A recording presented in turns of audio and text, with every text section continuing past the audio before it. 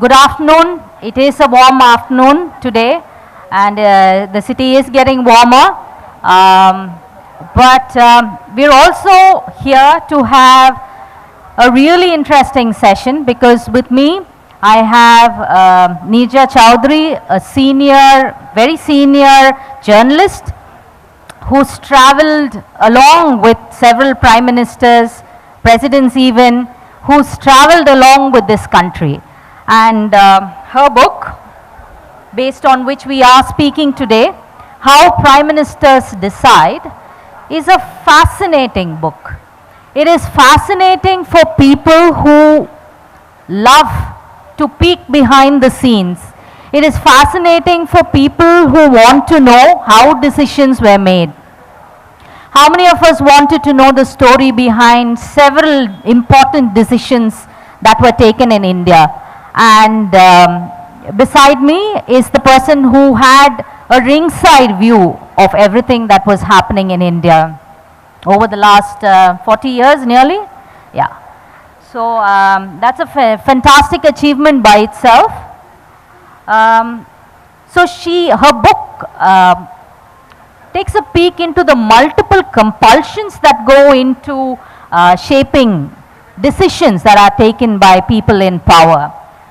So how the wheels turn at the PMO, the inner workings in the corridors of power, what goes behind, what goes in front.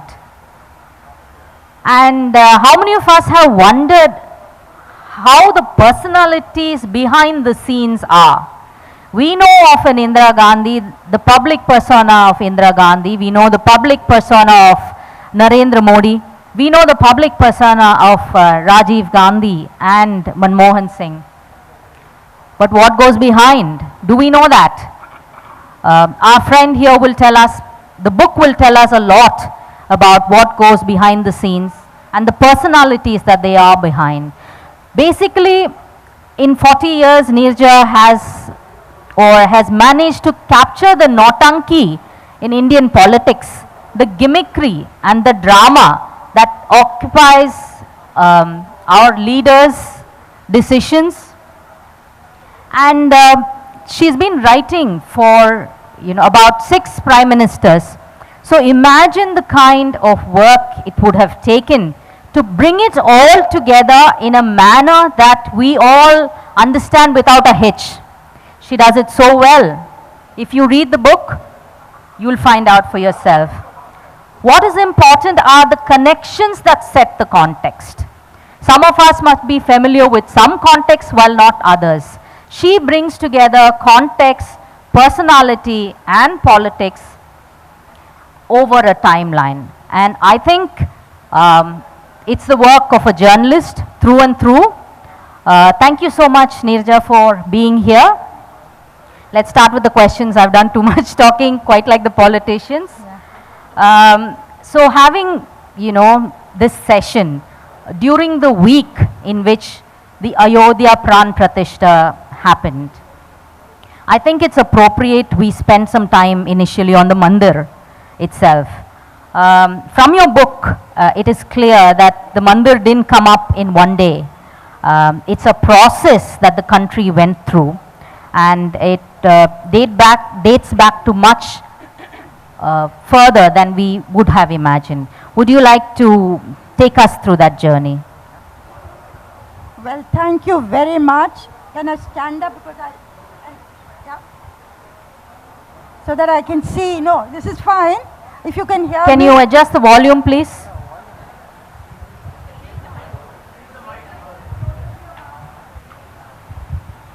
That's probably not on.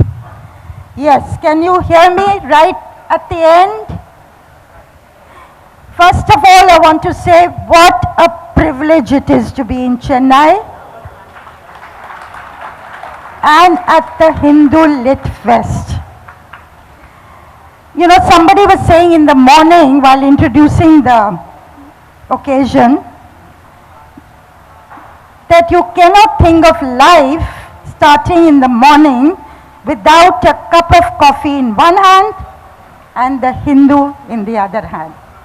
So Hindu Lit Fest, that is an institution And I really feel privileged to be associated with it today. Your question,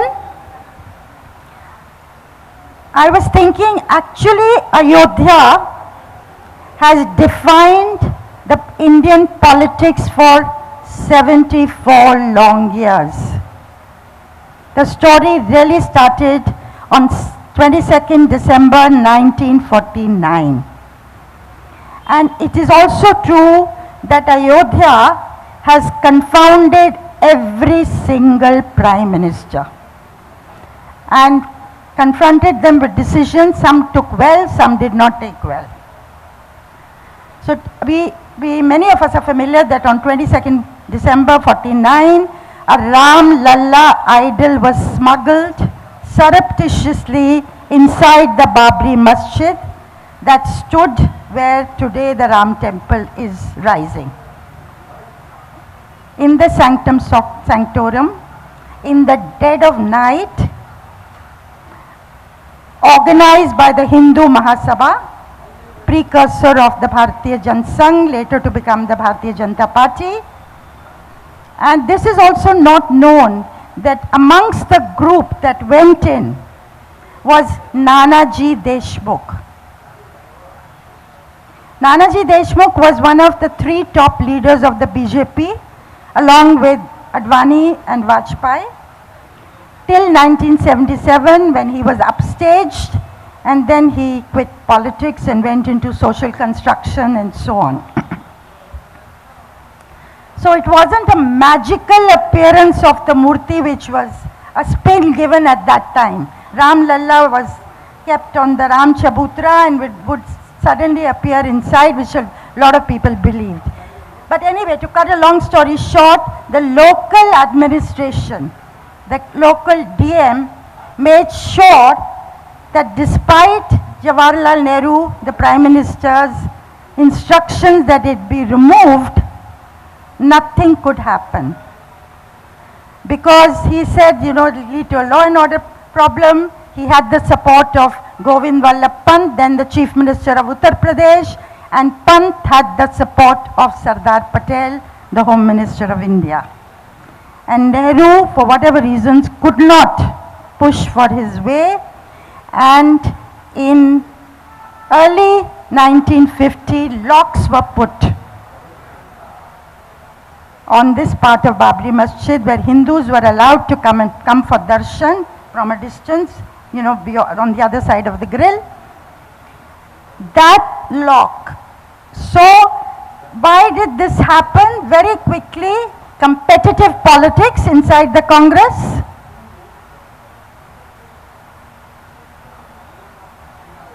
And confusion over whether to go for the traditional Hindu line that Sardar Patel and G.B. Pant represented, or go for the secular push that Jawaharlal Nehru represented. That dilemma incidentally continues till today. The definition of secularism, what it should be, to be articulated, to be clear on it, and then to be articulated in a manner which resonates with ordinary people. Like Ram Mandir has resonated on the other side, the BJP side. Ram Mandir is equal to Hindu nationalism. But people know this. It has resonated with ordinary people. The non-BJP side has not yet found the metaphor, nor the narrative, nor the metaphor. That apart. So Nehru could not handle it. He was a very powerful prime minister. Then you come to Indira Gandhi, who handled it very skillfully. She Hinduized her persona and politics after losing the 1977 election, where she'd lost the support of the minorities because of excesses of Sanjay Gandhi, enforced sterilization and so on. And she, between 1977 and 1980, which Ramya is a period I've looked at, how Indira Gandhi came back to power in 33 months. Something no world leader would have done, has done in recent times or not so recent time. What was her strategy? And she was assisted by her son, who planned that strategy, Sanjay Gandhi was responsible for her defeat in 1977, was responsible for her victory in 1980. And somebody close to George Fernandez, who was a Janta minister, Socialist Janta Party minister, said to me, Sanjay Gandhi had a Machiavellian mind, the like of which we did not have on the Janta side. So that story is my book, how she weaned away Raj Narayan, who was her main opponent, how she neutralized Jayaprakash Narayan, how she marginalized Babu Jagjeevan Ram, and how she Hinduized her politics and her persona, visiting every major temple between 1977 and 80. So that is a very skillfully she became a pro-Hindu without being an anti-Muslim. Rajiv Gandhi did not manage that. He was confronted with the Shah Banu judgment, giving alimony to an old Muslim woman with 5 children, and the Muslim community up in arms saying it's interference in the Muslim personal law, and he went in for a law to undo that judgment and then to please the Hindus who were very agitated by him appeasing the Muslims, and appeasement is a term that gained currency at that time.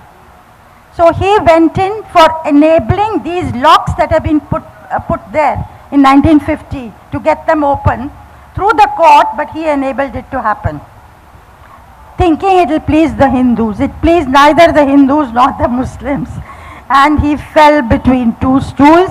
His mammoth majority of 414 Lok Sabha seats coming down to 197 in 1989, with Vishwanath Pratap Singh replacing him as Mr. Clean of Indian politics and the Prime Minister of India. Vishwanath Pratap Singh also had to deal with this, the Rath Yatra of Advani, which actually from Somnath to Ayodhya, which actually brought down his government, got the BJP to withdraw support to it. And that also is a fascinating story which I've documented. Vishwanath Pratap Singh saying, and I believe this, that Mandir was not a response to Mandal that he enacted, giving 27% reservations to the OBCs. Mandal was a response to Mandir. And the Rath Yatra was planned much before the Mandal decision. I've quoted people, so that also is in the book. And then finally, I know you're going to spur me on for the next question. Narasimha Rao, P.V. Narasimha Rao, who told 4 journalists 3 days after the demolition of the Babri Mosque on 6 December 1992, they asked him, were you sleeping or were you doing puja? Which was a rumor in Delhi the day the Babri Masjid was being brought down. He said to Nikhil Chakravarti, who was also an eminent editor, who was also a friend of his, he said, Dada, do you think I don't know politics? I was born in politics. I allowed it to happen. And I did it because I wanted to take away the Hindu card from the BJP. Now, he put the Mandir on the back burner, which is now rising, but Hindu nationalism came with a big force because people had tasted blood. So of course, Vajpayee put it on the back burner because he had to run a coalition government. But this is an issue that has, as I said, confounded prime ministers on how to handle it. And Narasimha Rao said once, he said, we can fight the BJP, but how do we fight Lord Ram? Thank you so much for that. I mean, she didn't look at her notes, she didn't look at paper, and we have like 70 years of history in India. Thank you so much for that. You did explain why you had chosen Indira Gandhi for one. You've chosen 6 prime ministers, and you've chosen significant events, but only a few events in their lives. Can you tell us why you chose these people? You know, there have been 14 prime ministers of India, one interim, so 15. I couldn't handle all of them in one book, so I had to shortlist. Now, what was the thumb rule to use? So I thought, let me go for those who had completed that term. But I decided to make two exceptions. One was Jawaharlal Nehru, even though he ruled the country for 17 years and had created the edifice of modern India and its institutions. But I felt my political consciousness started after Nehru. And I made an exception of Vishwanath Pratap Singh, who ruled only for 11 months.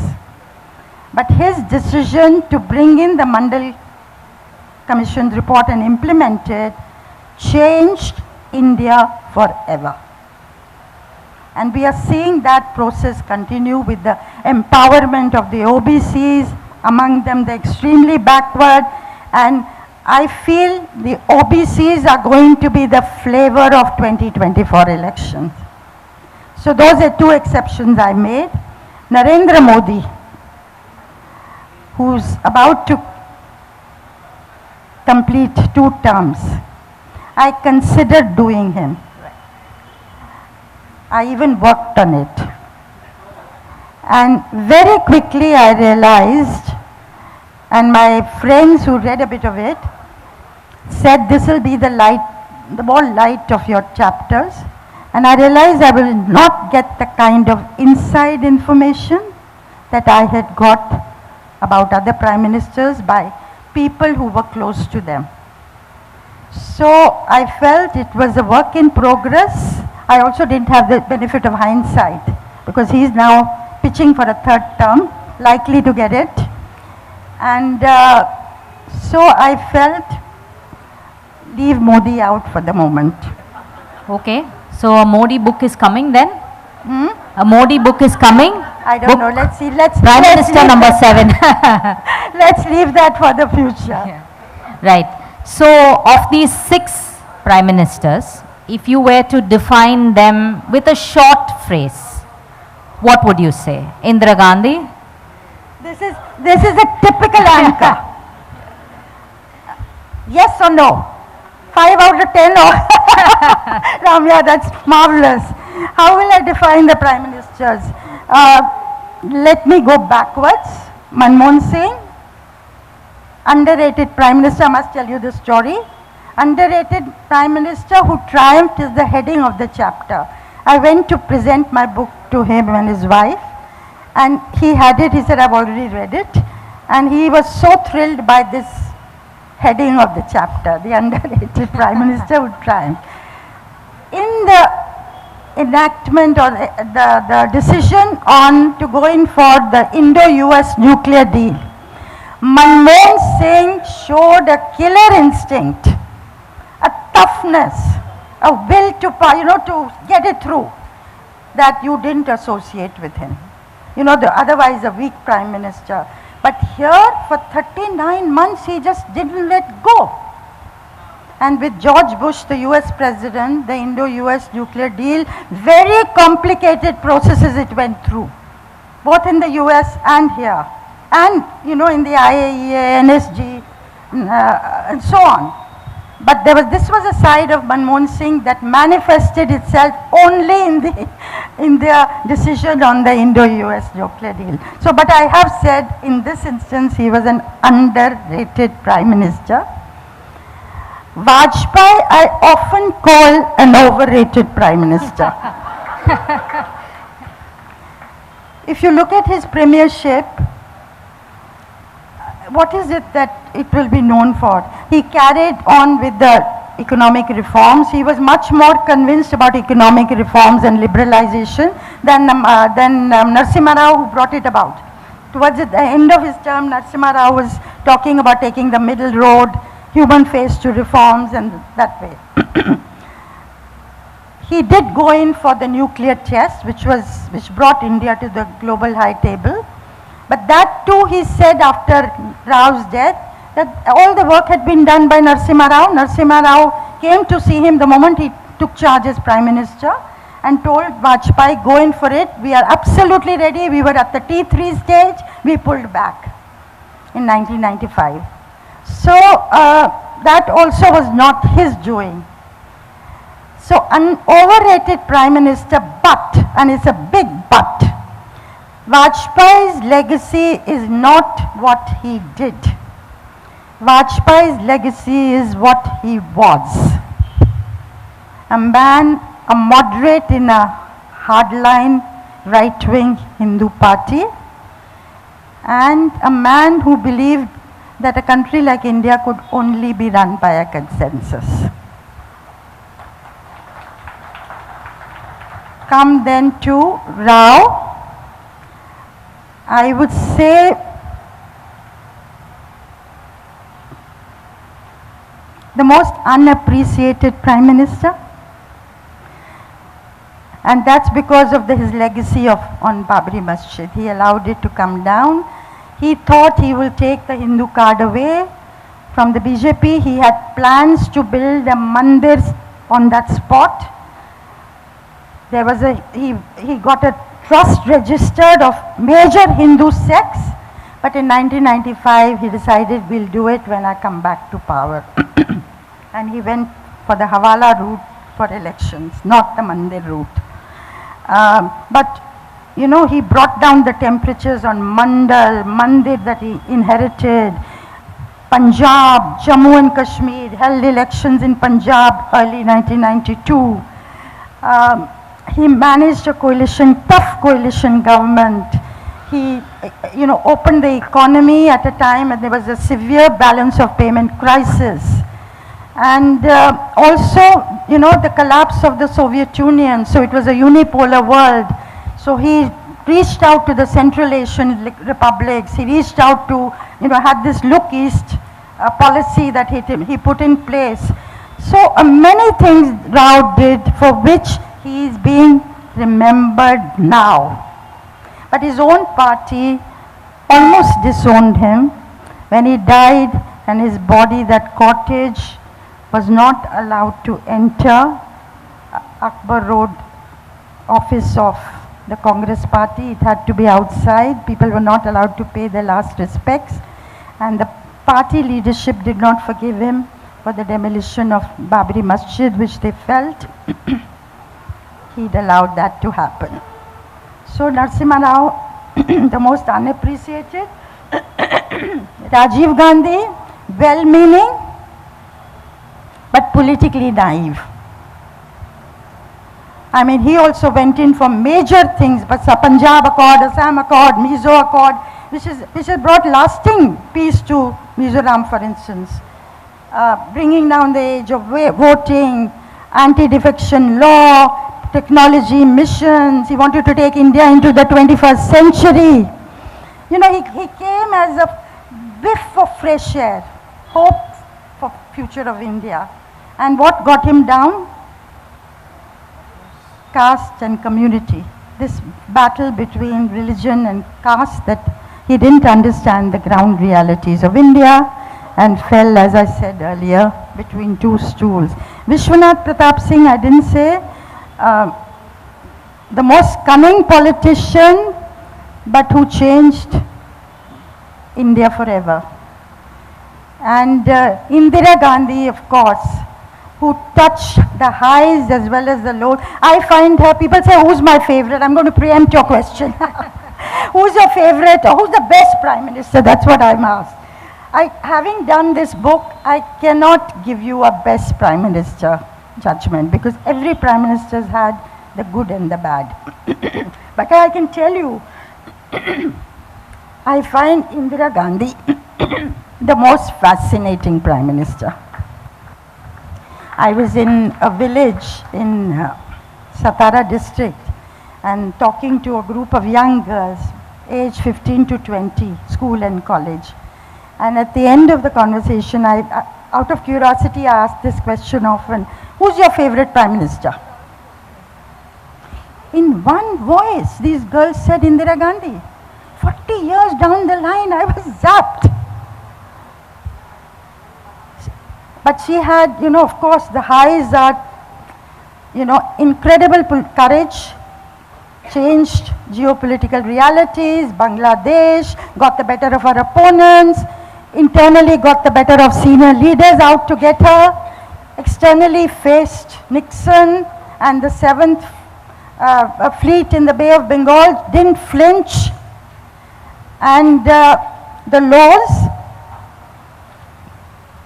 the emergency which brought in the press censorship, the doing away of fundamental rights, pressure on the judiciary, parliament, democratic institutions under pressure. We know that story, that ugly story of freedoms being given a go by. We've lived through it. So what she did was she was a practitioner of real politics, made a science and art of it. And I know generations of politicians who followed her from every party, looked upon her, emulated her. How did she get the better of her opponents? How did she become larger than her party? And VP Singh used to say, she is my mentor. And somebody had told me in 2014, as when Narendra Modi had been named as the prime ministerial candidate of his party, you people think, you in the media think, his mentors are Deen Dayal Upadhyay or Shyama Prasad Mukherjee or all the, the icons of BJP, of Jansangh and the RSS. No. He has studied Indira Gandhi very carefully. Of course, now we see that in terms of, well, he is a strong prime minister, a popular prime minister who rules through the PMO, a very powerful PMO. And the reason why, one of the reasons, as I said, I didn't attempt a chapter on him is actually with an incumbent prime minister, people are wary of talking freely. That was true of the others also, other prime ministers. People around them talked only when they demitted office. Right, so that sort of segues into my next question, which would have been your favorite prime minister, but since you stole that away from me, I'm going to ask you a question we're not supposed to ask journalists. Who are your sources? Something as juicy as this, worked because of the sources, and also as a, corollary to that, you've got this information through years. Like, what is your filing system? How do you go back and bring all this together like 40 years later, to bring it together into this book? To answer your second question first, which is easier. As a journalist, it's a habit to take notes. Now, of course, people, you'll switch on the mobile and tape people. But I find people freeze when you put on the tape. They will not talk to you freely. But I've been very lucky over the years to have had people talk to me in confidence and trusting. Some are named in this book, many are not named in this book, but who trusted me to talk to me. And over the years, as I said, I would, even this morning, the inauguration and the sessions, I'm sitting there, I don't have to write about it, but it's an automatic reflex. I pull out my notebook and start to write the main points. It's just a habit over the years that one has learned. And instead of throwing those notebooks, I kept them all. And when I started to write the book, I delved into them and I found things, that existed that I thought I didn't even know I had. It was rich material. And so that is how it happened. But the sources I can tell you, conversations with prime ministers, yes. Ministers, MPs, yes. Mani Shankar Iyer is sitting here. I would have had many conversations with him about what was going on. And I have notes what he said. Of course, he's done his book, which is a marvelous account of a maverick, which appropriately describes him. But I would say, the people I went for very consciously are the fixers in the system, the hangers-on, people who had easy access to the Prime Minister, which is the kitchen cabinet, those who saw her on an hourly basis, like an M.L. Fotedar for Indira Gandhi, R.K. Dhawan for Indira Gandhi. And then there was this Mohan Meakin Liquor Company. Their owners were very close to Indira Gandhi, and one of their managers, who's alive still, and the wife of Kapil Mohan, who was the owner, also alive, I talked to, and this manager talked to me. Now it is very interesting, in the political world, people will plant things on journalists. So you have to corroborate. And this gentleman, Anil Bali, he had talked to me in 1999 about an incident which I'll tell you quickly, about Indira Gandhi. And I was so fascinated that it was just a conversation over coffee, that I came back and wrote everything. I remember this red fat notebook which is still there. 2018, when Aleph asked me to do this book, I went to him again and I put him on the tape, and I found that all the details were the same. You cannot, 19 years down the line, manufacture details. So I knew he was telling the truth. And I've used several things from him. But the story which really got me thinking about the possibility of a book at some stage, and I started to keep material, was the story he told me about Indira Gandhi. And I thought how vulnerable, human, lonely prime ministers are. That's another side. When we look at their decisions, it's in black and white. But the baggage they inherit, the pressures they are under, the lobbies they have to confront, and so on. And none of them inherits a clean slate. And so this story he told me was when Indira Gandhi came to power in 1980. She came back to power. Is there time for me to tell this? Yeah? And it was a record majority that she came with. And Anil Bali told her she used to send money to the Chamunda Devi temple she believed in. She was quite religious, but she also used her Hinduness politically, but that apart. So he said to her, "Ma'am, now that you won, you must go back to Chamunda." So she said, "Yes, I'll let you know." So a few months down the line, she said, "On 22nd June, I will come to Chamunda. You go there and make preparations." So he went there, and the entire entourage of the chief minister, his ministers of Himachal Pradesh, where the temple is located, were there waiting for her. And word came that she was not going to come. And the priest was furious. He said, "Ma forgives ordinary mortals if they don't come. But Ma does not forgive rulers if they insult her. And she will come here weeping." So anyway, these people performed the puja and all. And 23rd morning, they are going back to Delhi, 50 kilometers down. They get news that Sanjay Gandhi's plane has crashed. He'd acquired a new plane and he was doing dangerous acrobatics for which he was known and liked. So they rushed to Delhi. They reached there at 2:30 a.m. at Mrs. Gandhi's residence. She was sitting by the body of her son, and she immediately got up and came to them and asked, "Do you think this has happened because I didn't go to Chamunda?" 6 months down, she went to Chamunda. And the same priest, his hand shook as he performed the puja, because she did everything to perfection. All the mudras, the bowing of the head, everything to perfection. And she wept and wept and wept. And then she went out and planted trees because this was one of Sanjay Gandhi's programs. And that evening back in Delhi, she called Rajiv to the stage at a function and introduced him to the gathering.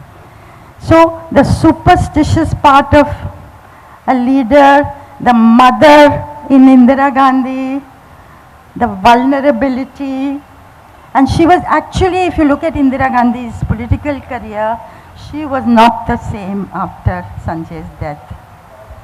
That's another story.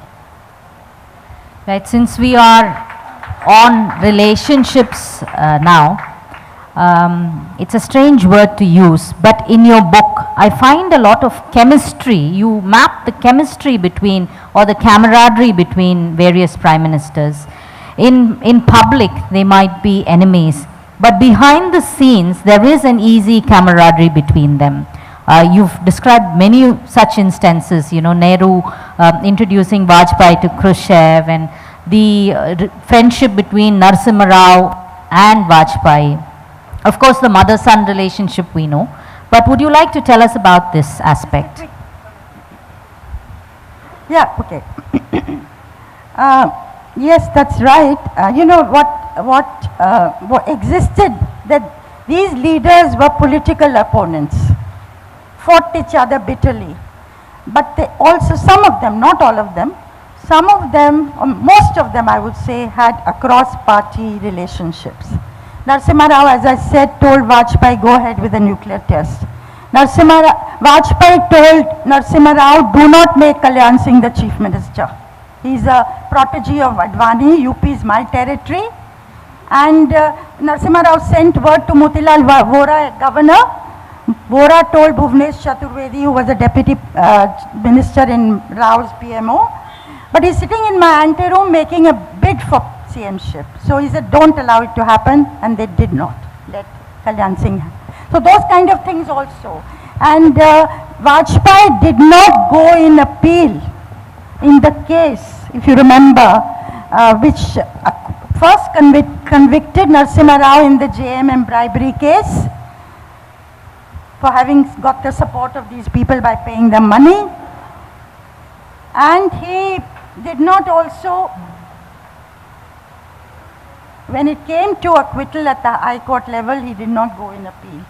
And his party questioned, but he helped Rao when it came to it. So there were, you scratch my back, I scratch your back, that kind of thing also. But you know what is not known about Vajpayee is that he had cancer since mid-80s. And after Rajiv Gandhi's death, he said that Rajiv had saved my life. Rajiv learnt about it. Ostensibly it was to do with kidney problem, but Rajiv sent him to the US for treatment with explicit instructions that he is not to come back till the treatment is over. Rajiv never spoke about it. Subsequent prime ministers, all of them would send Vajpayee to UNGA every year, ostensibly to be there, which Vajpayee loved to be at the UN and loved to be in the US. He told Rajdeep Sardesai once when he was going to the US, does he tell him where the best steaks are found in New York. So he was a foodie, he was a Zinda Dil Insan for all his, you know, other colorful personality. But all the subsequent, including Rao, they would send him, and it was for checkups. And no prime minister leaked this information to the media. They could have made political capital out of it. Somebody very sick out of the reckoning. So there was a relationship across parties, which today, you know, one of the things that is very disturbing today is that the relationship between the ruling side and the opposition side has become bitter, very, very bitter.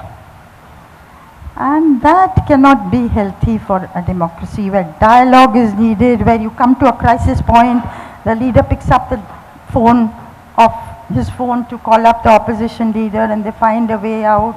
I remember Pramod Mahajan when he was Parliamentary Affairs Minister. I've heard him say that to opposition leaders, bas baat ho gaya. You made your point, you sent your message to your constituency, now let's find a way, let's sit down and what do you want? So that, I think, is a thing that's disappearing and it's a worrying thing. True. And since we've come to sort of warring politicians, let's also look at chief ministers. I know the book is about prime ministers, but then in your 40 years, I'm sure you've encountered many chief minister who stayed on in your head or in your thoughts. So, and we've had a lot of very, very powerful chief ministers in the south, in the north, in various parts of India. Would you like to talk about one chief minister, say? Yeah. There are several. And this, the 90s, about 25 years we have had coalition politics. And one of the fascinating things that the empowerment of the OBCs, this phenomenon, threw up is a battery of chief ministers who were OBCs. Mulayam Singh Yadav, Akhilesh Yadav, Lalu Yadav, of course, Ram Vilas Paswan is a Dalit, but gained, he is not chief minister. Uma Bharti, Ashok Gehlot, Bhupesh Baghel, and so many of them. Kalyan Singh. It's a battery who ruled states in India. And that is a phenomenon. So which chief minister can I tell you about? Nitish Kumar, Lalu Yadav. Lalu Yadav empowered his community. And VP Singh used to say this about, what he had done, his decision. He said, the idea is not to provide sahuliyat. Sahuliyat is, SOPs, convenience or patronage to these communities. The idea is satta mein shirkat. Participation in power. They should wield power. They should not be on the peripheries.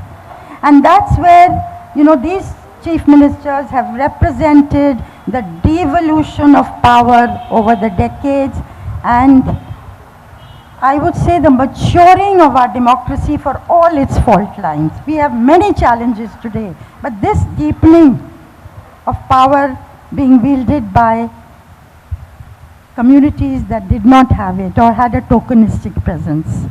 So all of them, Lalu Yadav, very bad at governance, very good at participation in power. So that they felt, we matter. There is a flip side to it. So also Mulayam Singh Yadav, Nitish Kumar, known as the governance man. And today, of course, whether he's going to be heading the India Alliance or not, that's a big question.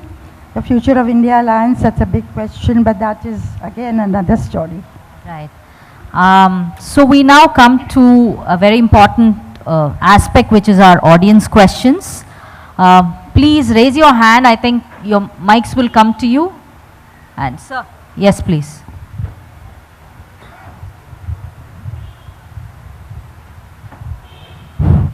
I'm K. Gopal. I have a question to ask. I remember when the Ayodhya judgment came, there was a clause in the judgment saying that they will not reopen certain temples issues.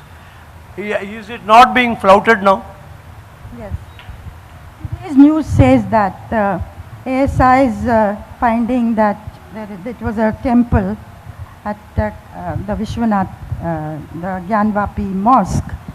And of course there is the Mathura question that will come up. All these are into litigation at the moment.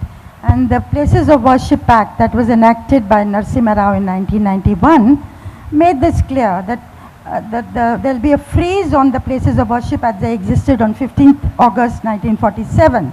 with only exception being the disputed Ram Janmabhoomi Babri Masjid, which was under litigation. Now that story could be reopened.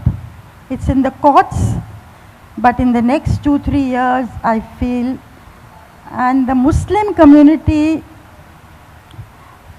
people ask how are they going to view it, they are more or less getting reconciled to it. And the Ayodhya judgment also talked about, while it gave the Hindus the right to build the temple there, it talked about the illegalities. And you know what is extraordinary, I was thinking whether it's 1949 or 1992, we still do not know who were the people who brought it about, who were the masterminds. We still don't know. The country doesn't know. And but I will also say this, that you know, people say that Narendra Modi, if he comes for a third time, may become more inclusive, and that he might use this Hindu resurgence for reconciliation.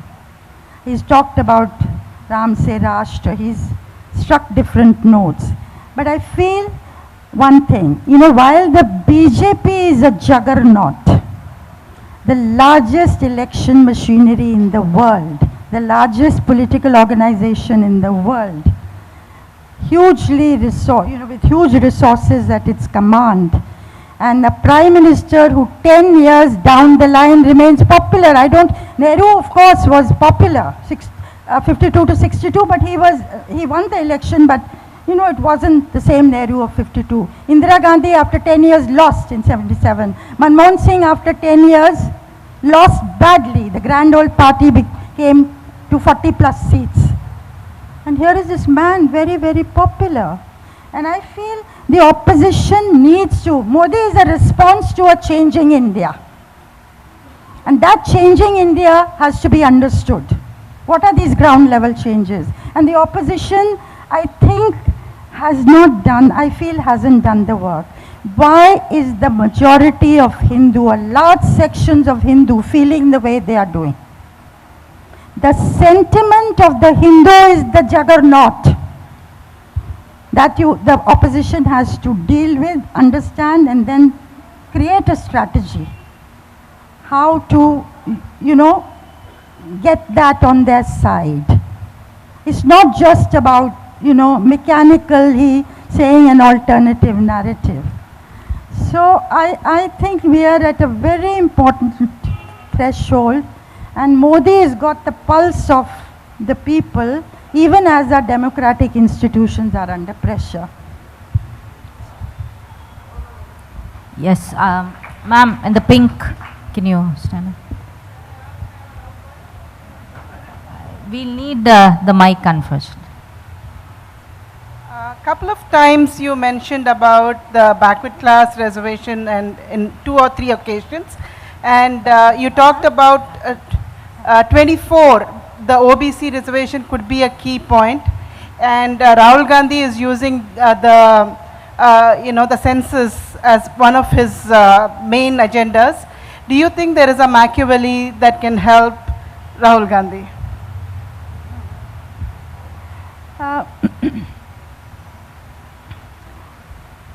Rahul Gandhi has backed the caste census, and Bihar government has done a caste census which shows that the OBCs are 65%. 1931 caste census that was done nationally during the British times showed 52%. So there is a suspicion by the OBCs that their number is more than 52%. And that the regional parties who are what are called social justice parties, who've relied on the empowerment of the OBCs, they feel they will get the benefit of it. Now Rahul Gandhi has flagged the idea, but in the recent elections it did not resonate. Now partly they have not made it into an issue. As I said, make it into an issue that clicks in the minds of people. Number 2, OBCs have not been the vote bank of the Congress. In the South, in the past, yes, for a period. In the North, no. The traditional vote bank used to be the upper caste, the minorities, and the Dalits. So, the problem with Rahul Gandhi is lack of consultation within his own party and lack of consultation with the allies. Like with his present yatra, Bharat Jodo Nyay Yatra, the regional chieftains say we were not consulted. If India is going to take on the Modi-led BJP, then should he not have consulted Mamata Banerjee about what will happen in Bengal when the yatra comes? How do they make maximum advantage of it?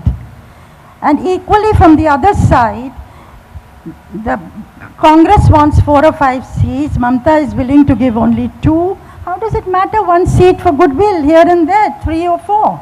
If you have the will. Somewhere I feel the opposition does not have the will.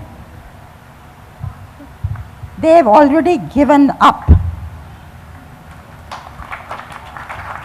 And you know, it's not fair to you and me.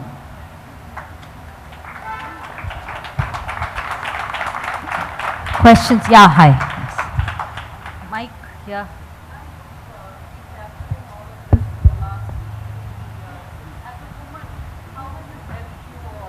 Come in the way? How has your gender come in the way of capturing some of these instances? Gender is an advantage. I can, you know, as a woman, I can walk into homes without an appointment and they'll find it very difficult to throw me out. Now things are changing. It's that much more difficult to see people at the top echelons. You know, media does not have that kind of access. The nature of media has changed. It's a one-way conversation. The Prime Minister hasn't had a press conference. I hope before the term ends he will have a press conference, because I remember in 2015 he had a series of meetings with the editors. You know, 8, 10 at a time, and he answered every question. And at the end of an hour and a half he said, "You have more questions?" And we'd run out of questions at the session where I was. Every question he answered. So anyway, media, the nature of media has changed. It's not only Narendra Modi or Amit Shah, it will also be Rahul Gandhi who will not give you access, or others on the opposition side. So they will just tweet or put their story on the Facebook. So I think that it's a different world we are living in, and we have to contend with that. But in my experience, being a woman has been an advantage. Yes. Yes, yes. Can you stand up, please? And yeah. Mike.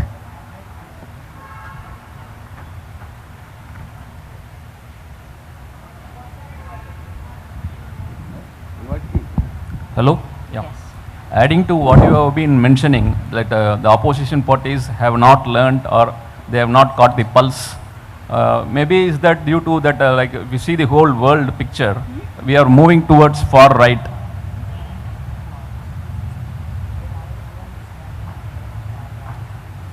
Yes, could be. That is a factor. The Yeah. entire world is moving Yeah. rightwards, and you have to contextualize India in that. Yeah, if you see Absolutely. the in the US also, the Trump the rating levels are Yes, picking up, yes. and the more probably he may come out. Is that the opposition, they are not able to do much, because catching the pulse, if you see the opposition stand, they have been always been talking about secular and all those things, but the whole world, if you see, it is moving towards hyper nationalism, say Russia or US, UK, wherever you see, it's moving towards far right. Is that the case? Because they are not able to do much, because whatever do, because soft Hindutva, it is not going to help you. So hyper nationalism, they are clueless maybe. That's why they are not able to catch the pulse, or they are not able to learn the lesson. Is that so? That's so. That's a fact. Certainly a big factor. You're absolutely right. And yet, Yeah. being a politician, representing a mainline party or regional parties or the big alliance. Congress party, even in 2019, was voted, 120 million people voted for it. So does not a mainline party have the responsibility? Forget coming to power, okay.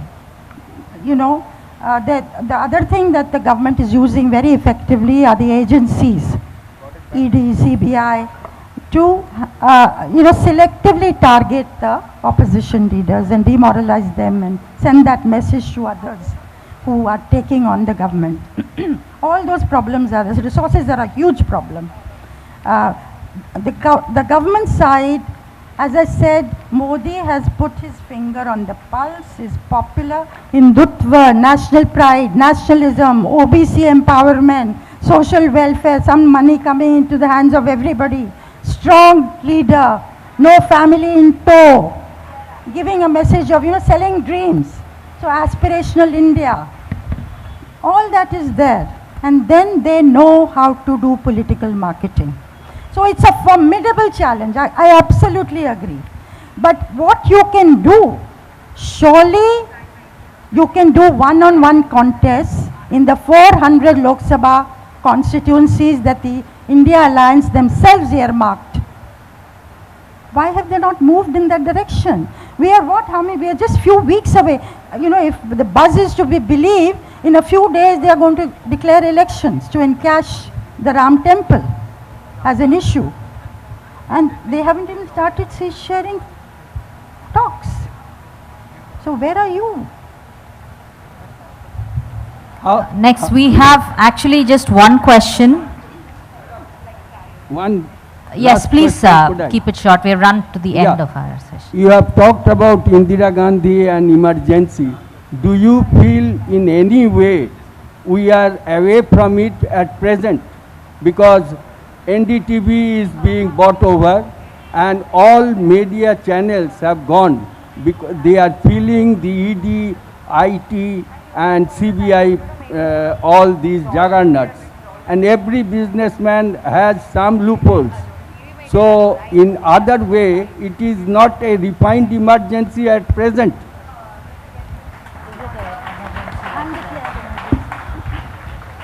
Yeah, many people say that, is it like the undeclared emergency? Because as you say, people are fearful to talk, institutions are under pressure, all that you have outlined, yes. I would still say, in a declared emergency, you and I will not be able to talk like this. So there is a difference. Whether we go in for harder times, I hope we don't. Okay, just one last question there then, and then we fold. Just one last one. Thank you. Thank you so much. I think what was very significant in what you said is the opposition has failed you and us. And that's what I truly believe.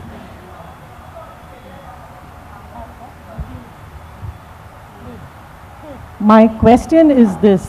I, for one, as a citizen of this country, feel completely gagged.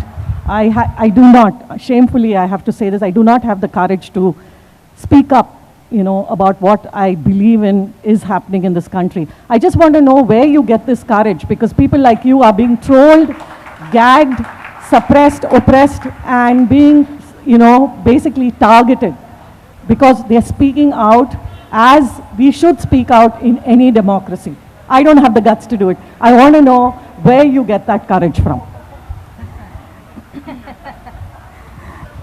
No, I'm a very old school media person.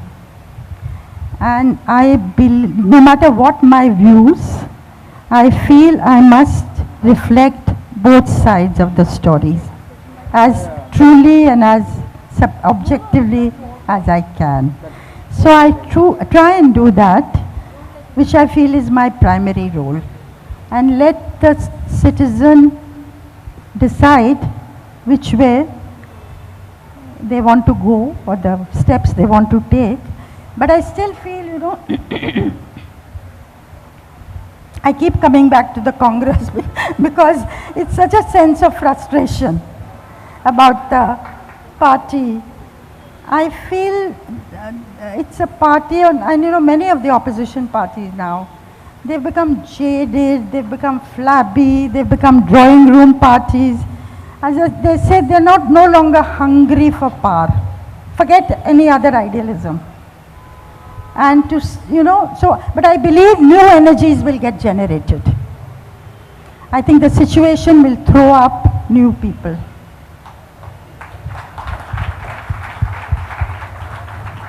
Thank you so much, Neerja, for that really lovely session we had.